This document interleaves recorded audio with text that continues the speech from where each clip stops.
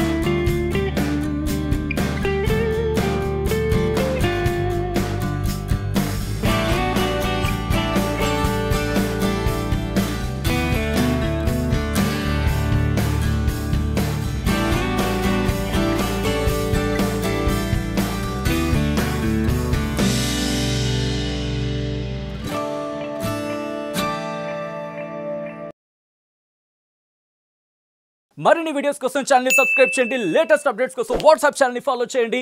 And link description లో ఉంది.